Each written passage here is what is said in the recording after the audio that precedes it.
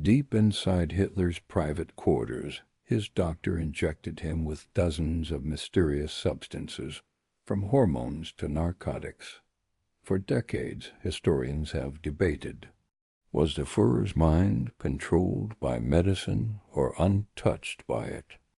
This is the story of the doctor, the drugs, and the dictator, and the hidden truth inside Hitler's secret medical files.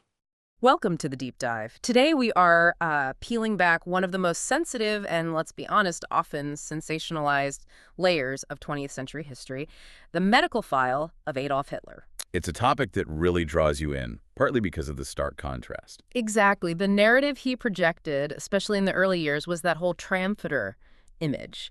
You know, superior, determined, completely unflappable. Right, the strong leader. But then, if you look closely at the historical footage, and I mean really look, particularly those few brief scenes from the very end of the war. The ones that were often censored at the time. Precisely. You see a completely different figure. Yeah. A dictator who's frail, visibly trembling, physically decaying almost before your eyes. That contrast between the public myth and the private reality of his physical state, it's profoundly jarring. It really is. So our mission today is a granular deep dive. We want to get into a surprisingly complex question.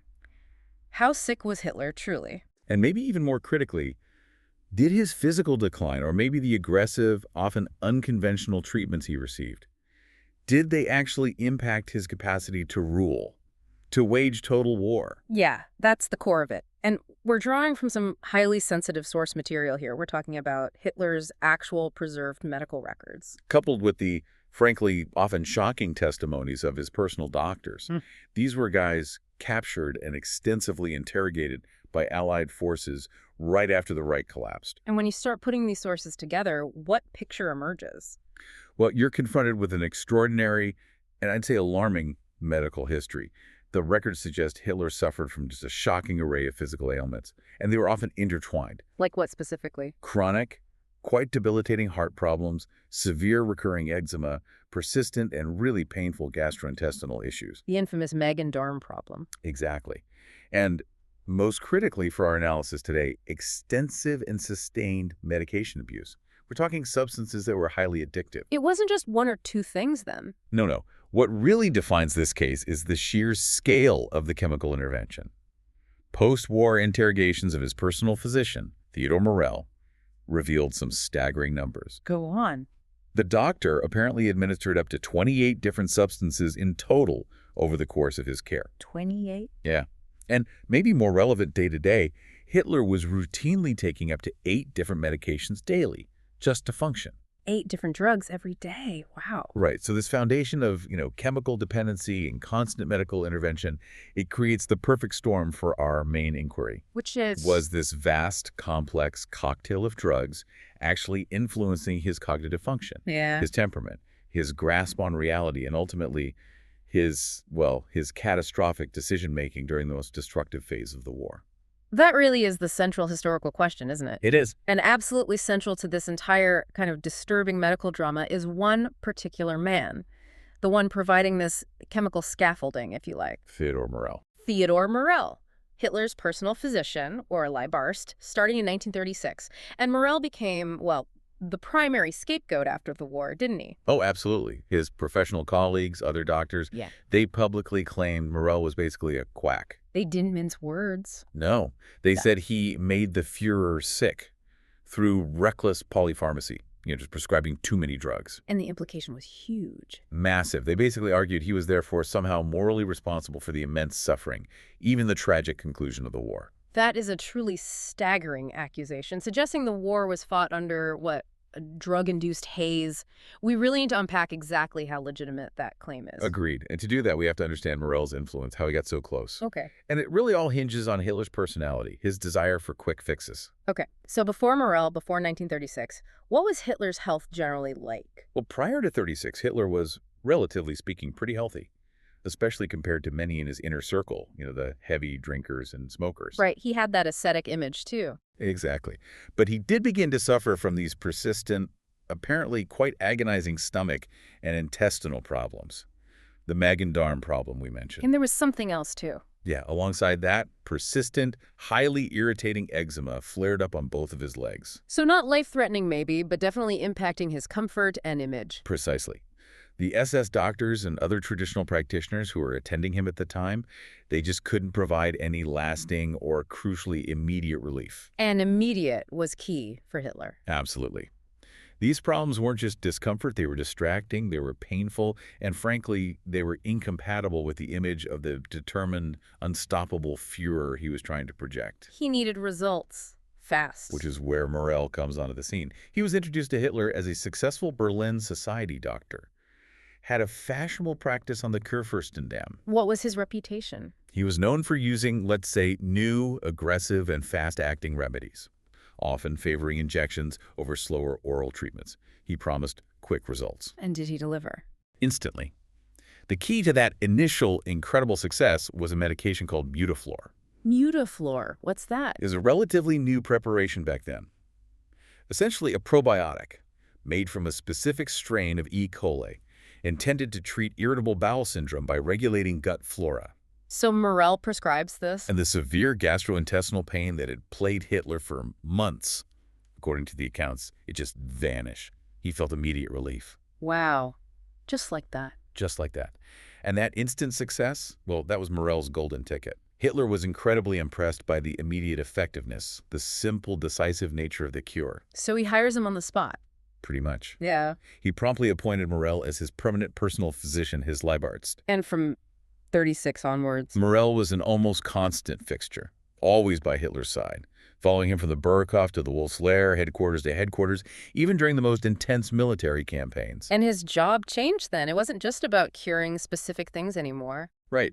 His primary role shifted from curing specific ailments to simply maintaining the supreme warlord in operational condition, keeping him going with the routine of daily, often multiple, injections. Okay, so let's look at those injections. Professor Hans-Joachim Neumann, who's done a lot of work reconstructing Morell's notes, what did he find about the early treatment?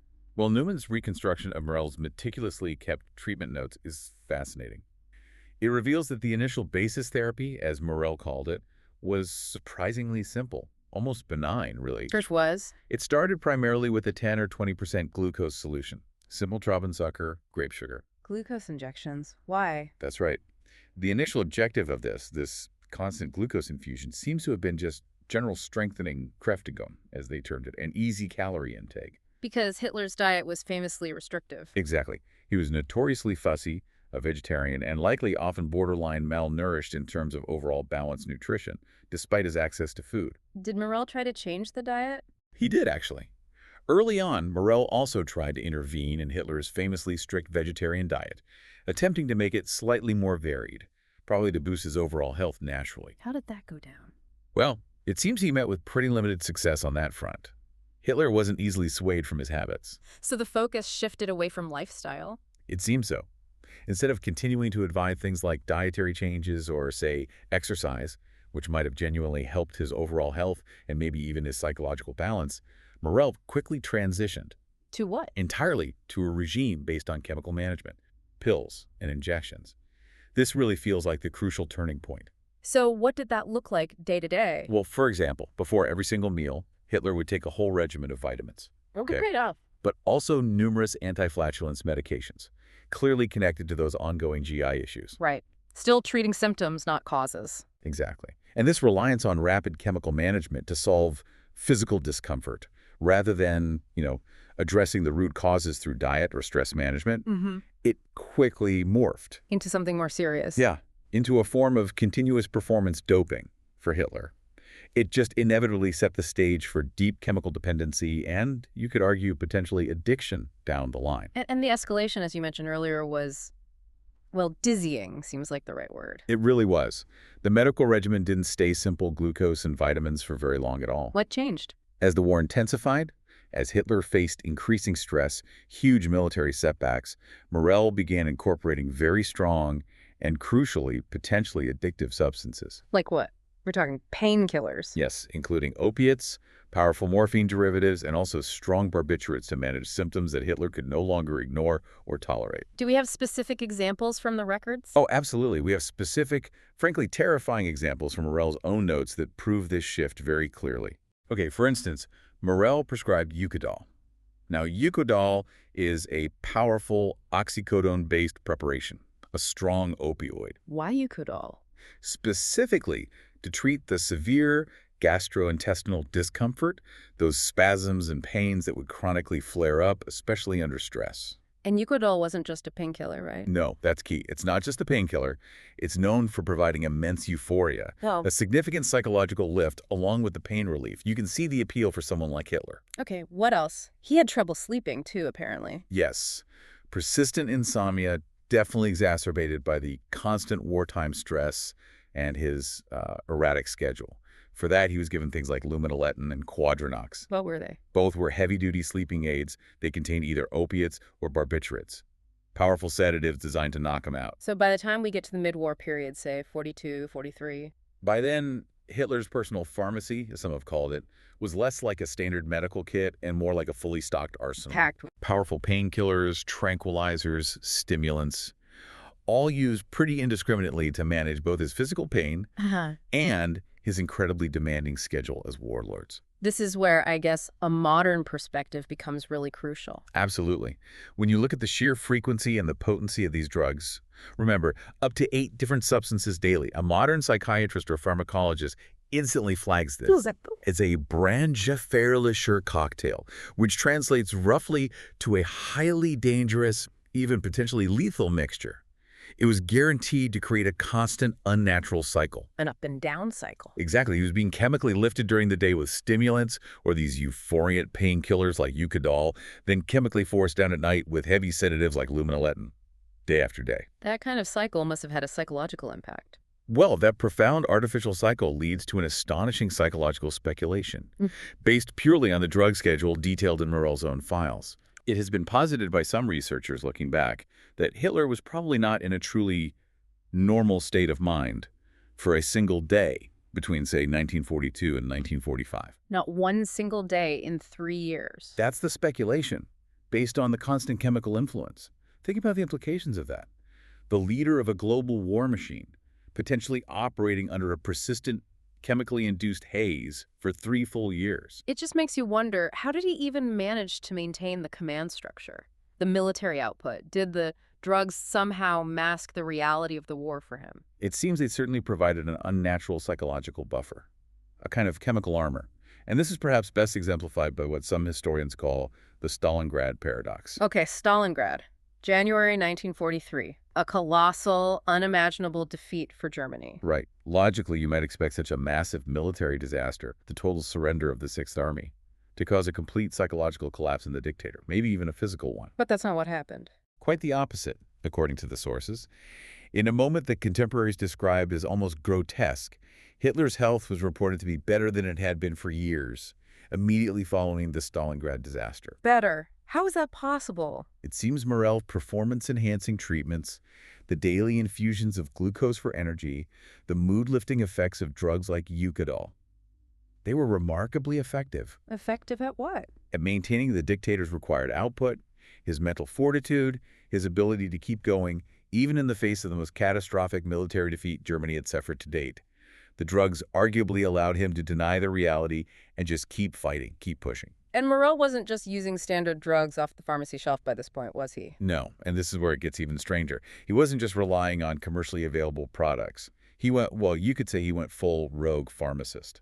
How so? He worked closely with his own chemists to create custom-made secret substances. Preparations specifically designed to maintain the warlord's performance and energy levels when standard stuff wasn't enough. Custom drugs just for Hitler. Exactly. These were apparently packaged as small, golden-wrapped tablets. A genuine Sonnerin Fertigon, a special production line just for him. Very cloak and dagger. And these special golden pills? They lead us into probably the biggest controversy surrounding Hitler's medical file, don't they? They absolutely do. Directly into the deepest and most widely reported controversy. The whole question of amphetamines. Right. Pervitin. For decades, the sort of standard story, the consensus almost, was that one of the key ingredients in those little golden tablets was Pervitin, Which is? a potent stimulant belonging to the amphetamine class, what we'd commonly know today as speed or meth. And what do amphetamines do? Well, these substances are known to trigger a massive release of neurotransmitters in the brain dopamine, norepinephrine. This induces profound euphoria, feelings of boundless energy, and it suppresses feelings of exhaustion, hunger, and even fear. You can see why that might appeal to a wartime leader under immense pressure. Absolutely, and we have to put this in context, too. Pervitin use back then wasn't seen as scandalous or illicit in the way it is today. It was incredibly pervasive in Germany. How common was it? It was widespread in the Wehrmacht, the German army, during World War II, used extensively by tank crews, Luftwaffe pilots, soldiers, basically to stay awake, combat fatigue, and quell fear during long operations. It was the military issue. It was practically ubiquitous. It was so common you could apparently buy it over the counter in kiosks, and the military even issued specially formulated chocolates, Panzer Chocolate or Tanker's Chocolate, enriched with Pervitin. Wow. No. Okay, so the question then becomes, Did Hitler personally take Pervitin? Given that environment, it seems historically plausible, at least on the surface. okay, so what's the evidence? Where does this claim actually come from? Right. And this is crucial. The entire widespread claim of an amphetamine-addicted dictator hinges almost entirely on one small, single, ambiguous note in Morell's meticulous records. One note. Out of years of records, dated December 19th, 1944. On that specific date, Morell documented the various things he administered to Hitler, as he always did. And among the entries is a word, abbreviated with just a single point after it. An abbreviation, what did people think it stood for? Well, for a long time, many historians, especially those focusing on the psychological impact of the drugs, assume this abbreviation must mean Pervitin. Who argued this? For example, Professor Nasser Ghaemi at Tufts University. He studied Hitler's file intensively, and he posits that amphetamines didn't just addict Hitler, but they actively worsened a potential underlying bipolar disorder, exacerbating manic periods, grandiosity, and delusional thinking. So his interpretation hinges on that abbreviation meaning Pervitin. Exactly. That specific interpretation of that single point led directly to the globally reported, widely accepted claim of an amphetamine-addicted Führer. Goodness, there's another interpretation. There is.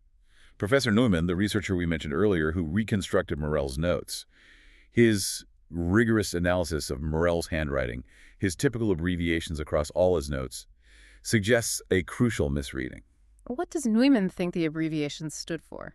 He argues, quite compellingly I think, that the abbreviation much more likely stood for perandrin. Perandrin, not Pervitin. What's perandrin? Perandrin is testosterone propionate, a well-known synthetic male sexual hormone. Testosterone, not an amphetamine stimulant. Correct.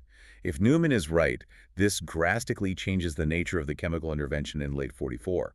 Perandrin was a recognized sexual hormone, fully authorized for medical use in Germany back in 1937. So this suggests the focus wasn't on speed-like stimulants. But perhaps more on boosting hormones, general physical vitality, maybe even libido, rather than purely relying on a quick-hit stimulant drug like Pervitin to overcome fatigue and depression. Does the wider evidence support this hormone idea? Did Morell give Hitler other hormones? Yes, and that's a key point. The overall evidence strongly supports the hormone reality, regardless of how you interpret that single disputed Pervitin-perandrin note. Morell frequently administered various hormones, often derived from animal glands.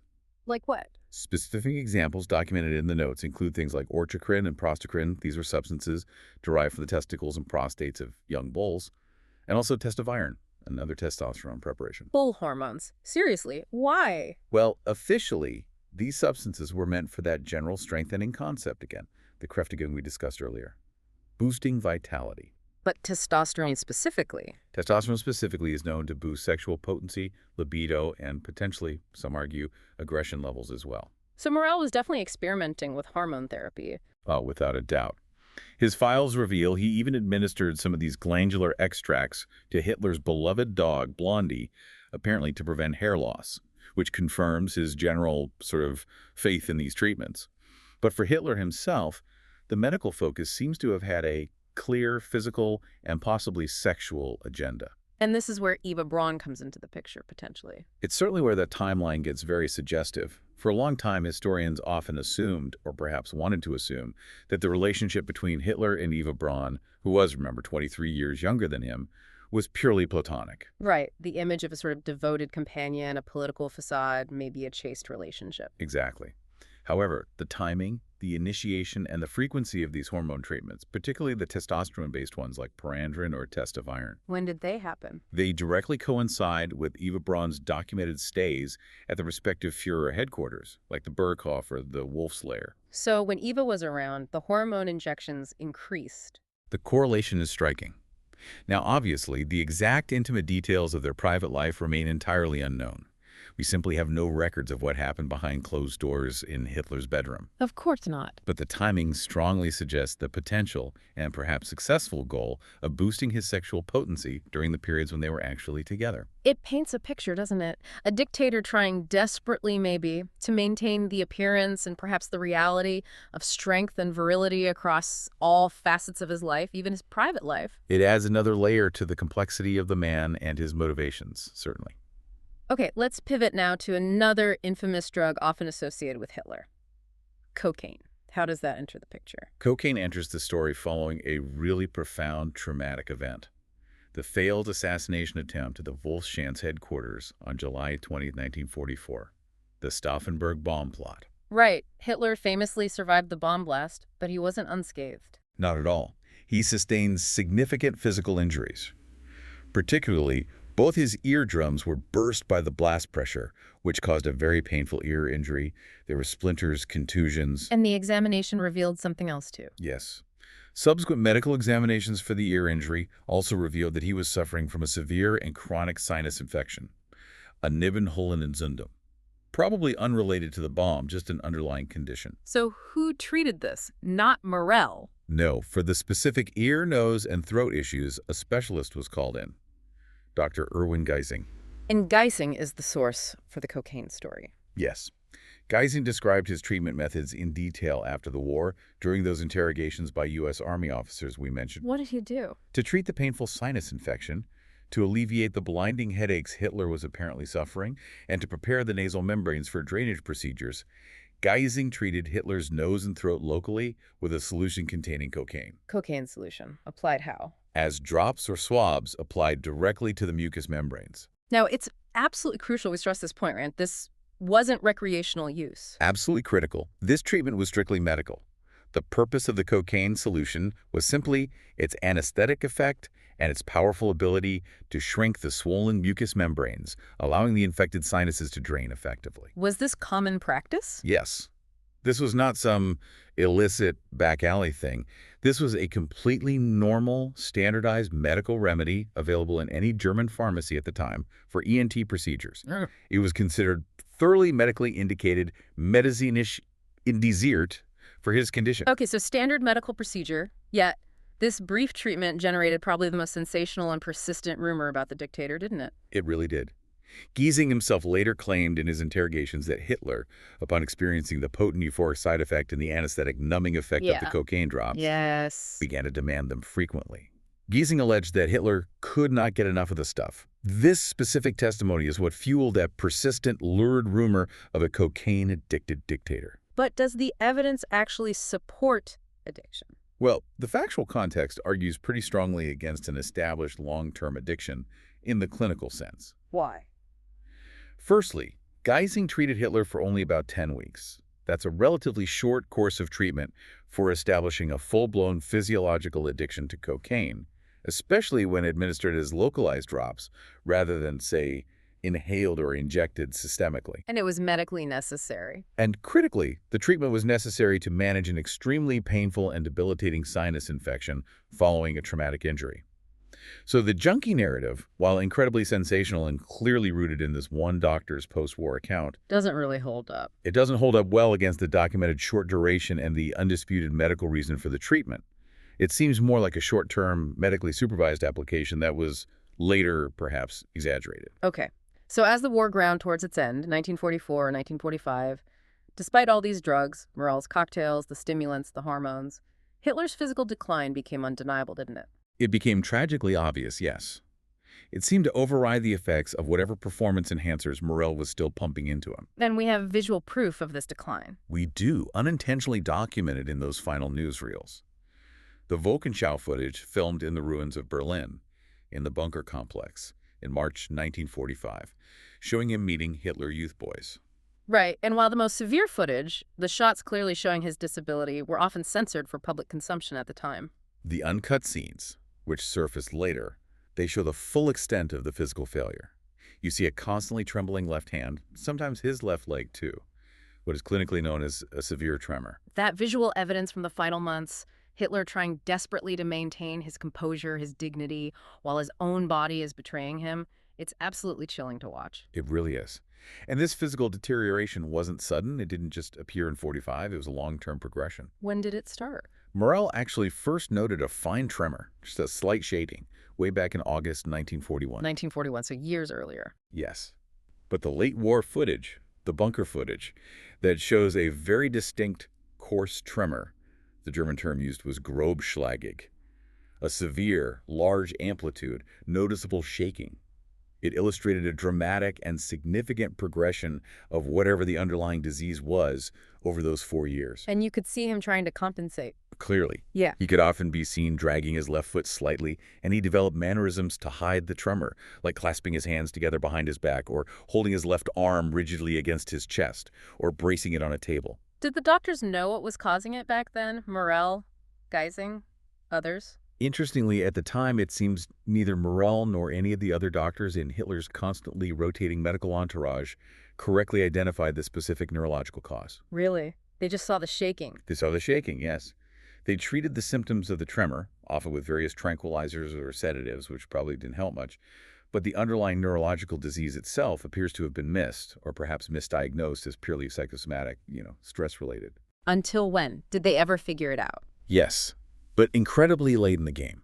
It was only in April 1945, literally just weeks before Hitler's suicide in the Führer bunker. That late? That late. Only then did Morell, apparently reviewing the whole progression of symptoms one final time, finally make the correct and medically rather chilling diagnosis. Which was? Schocklähmung, the old German term for paralysis agitans, which we know today, of course, as advanced Parkinson's disease. Parkinson's. So that was the underlying condition all along. That's the diagnosis Morell finally landed on. And it fits the described symptoms, the tremor, the rigidity, the shuffling gait, quite well. Okay, Parkinson's disease. This brings us to maybe the final and arguably the most crucial question for historians looking at the end of the war. Which is the cognitive aspect. Exactly. As Parkinson's progresses, particularly in advanced stages, it can severely impair thinking and cognition. It can lead to dementia, confusion, disorientation.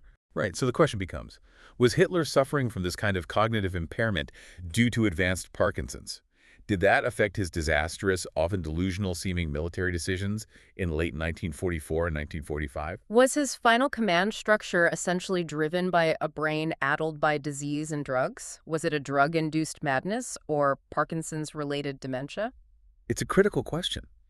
But the overwhelming evidence from every available source, interrogations of staff, secretaries, military aides, surviving documents from the very end of the war points to a definitive no. No cognitive decline, despite the Parkinson's and the drugs. That's what the witnesses consistently report. The testimonies stress again and again that Hitler was never disoriented regarding time or place. He never lost track of who people were. So mentally, he remained, according to virtually everyone around him who survived to testify, completely master of his senses, right up until the very last days of April 1945. That's almost hard to believe given the physical state and the drugs. It is. The accounts are consistent. Mentally, he remained terrifyingly sharp, apparently. He continued to listen to and engage with complex, highly technical military situation reports. He made intricate personal staff decisions, promotions, dismissals. He was still engaged. Fully engaged. Witnesses reported he knew precisely where every single German unit, down to the division level sometimes, was located on the general staff maps in the bunker. He was mentally sharp, active, and fully engaged in command until the bitter end, when he dictated his final political testament and arranged his will. So the conclusion is, his physical body was undeniably failing him due to the Parkinson's. He was clearly chemically dependent on Morell's cocktail, but his mind, his cognitive function, his will, It remained horrifyingly operational, and it seems fully malicious. That physical failure, though, it did eventually lead to the end of the road for Morell herself, didn't it? It did. A rather dramatic end to that intense, decade-long doctor-patient relationship. On April 21st, 1945, with the Red Army closing in on the bunker street by street and Hitler's physical collapse essentially complete. He fired Morell. He dismissed him, apparently stating simply that there was nothing left for the doctor to do. The end was near. Were Morell's injections the last ones Hitler received? Ironically, no. The very last injections Hitler received in those final days weren't even given by Morell. Another doctor, Ludwig Stumpfegger, had to step in. Why? Because Morell himself, by that point, had suffered multiple strokes. He was physically debilitated himself, perhaps arguably even sicker than his famous patient in those last days. What happened to Morell after the war? He did survive the war. He was captured by the Americans, extensively interrogated about his time with Hitler. Those interrogations are a key source for us. He was eventually released and died 3 years later, in 1948, in Bavaria. So, looking back at Morell's whole 10 years as Hitler's physician, what's the final verdict on him? Was he the quack his colleagues claimed? Did he make Hitler sick? Well, when we look back with critical distance, we can conclude with certainty that Morell was, at the very least, a reckless enabler. There's no doubt about that. Oh. He administered far, far more medication, particularly the opiates, the hormones, the sedatives, than was probably medically necessary or advisable, especially long-term. Yeah. He clearly fostered, or at least catered to, a state of constant chemical dependency in a patient who already demanded instant chemical fixes for his stress, his pain, his fatigue. Okay, so reckless, an enabler. But the bigger accusation, did he cause Hitler's illness or madness? Right. But here is the massive historical conclusion we have to draw from the evidence. Those initial dramatic post-war accusations, the sensational claim that Morell intentionally, or even inadvertently through incompetence, caused Hitler's psychological illness or irrationality, thus somehow making him responsible for the war's tragic outcome. Yes. Those claims are demonstrably unfounded. The actual medical records, Morell's own notes, the timeline of events, they simply do not support the idea of a dictator driven mad solely by his doctor's drugs. Which leads us to the core, maybe uncomfortable truth that historians have to grapple with. Exactly. Hitler's only truly secured, definitively diagnosed serious physical illness was Parkinson's disease, which developed over years. This was complicated massively by a crippling drug dependency fostered by Morell. But crucially, his physical state, however poor, and the shocking drug regime he was subjected to. The evidence suggests they had no decisive influence on his fundamental military or political decisions. Those decisions stemmed from his long-held ideology, his hatreds, his worldview, not primarily from the drugs or the disease. So the search for an easy answer in the medical file. The search for an easy explanation for the war, for the Holocaust, an explanation rooted conveniently in medical pathology or drug-induced insanity or simple mental illness, it turns out to be entirely fruitless when you rigorously examine his actual medical file in the context. The final chilling reality then is? The final chilling reality, based on the historical evidence, is that Hitler always knew what he was doing. He was, in terms of cognition and intent, fully accountable for his actions, right up until the very end. The atrocities weren't a result of illness. The National Socialist atrocities, the Holocaust, the war, they represent a devastating historical rupture of civilization, absolutely. But the evidence indicates they were not committed because Hitler was clinically insane, or demented by Parkinson's, or uncontrollably high on Provitin. They happened because the majority of Germans, for a complex set of reasons, followed his fully conscious, deliberate, and ideologically driven decisions. Okay, so let's just quickly summarize the key takeaways for you, the listener, as we close out this deep dive, because some of the facts we uncovered here are genuinely astonishing, even if you thought you knew the story. Yeah, the sheer scale of the drug use is one thing. Right. We learned about that massive daily cocktail, potentially up to 8 different drugs a day required just to keep him functional. We heard about the opiates like Eucodol, used not just for GI pain, but also likely for their euphoric psychological effect. Right. And the heavy sedatives like luminaletin needed to counteract everything else and force sleep. And we tackled that central controversy, the Provitin rumor versus the hormone reality. Exactly. We clarified the distinction between that pervasive Provitin or amphetamine rumor, which seems largely based on just one ambiguous abbreviated note in late 1944, and the confirmed use of high-dose hormones, specifically things like parandrin, the testosterone propionate. Which suggests Morell was perhaps more focused on maintaining physical vitality and potentially sexual performance rather than just feeding him speed. And we also clarified the cocaine story. It wasn't, as the rumor mill had it, some kind of recreational habit fueling his madness. No, it was a completely standard short-term ENT medical treatment, using a cocaine solution to treat a very real and painful sinus infection after the Stauffenberg assassination attempt. Standard procedure at the time. But the ultimate conclusion, the one that really resonates historically and defines this whole discussion, is the most significant one. Which is? The physical illness, the Parkinson's, and the extreme drug regime, however shocking they might be to read about, they did not appear to diminish Hitler's cognitive capacity or his ultimate culpability for the immense destruction and genocide he orchestrated. His will remained intact, his intent clear, even as his body was failing him and pumped full of drugs. So maybe the real deep dive here isn't just into the drugs themselves, the Eucodol or the Parandrin or the cocaine, but into the chilling implication of this final verdict on his accountability. What's the implication, as you see it? It forces us, I think, to confront the deeply uncomfortable fact that a leader can be physically broken, utterly dependent on massive chemical interventions just to function day to day, yet remain fully cognitively capable of enacting calculated genocide and continent-spanning destruction. That separation, it's profound. That radical separation between a physically failing body, propped up by chemicals, and a fully functional, highly malevolent, and ultimately accountable cognitive capacity.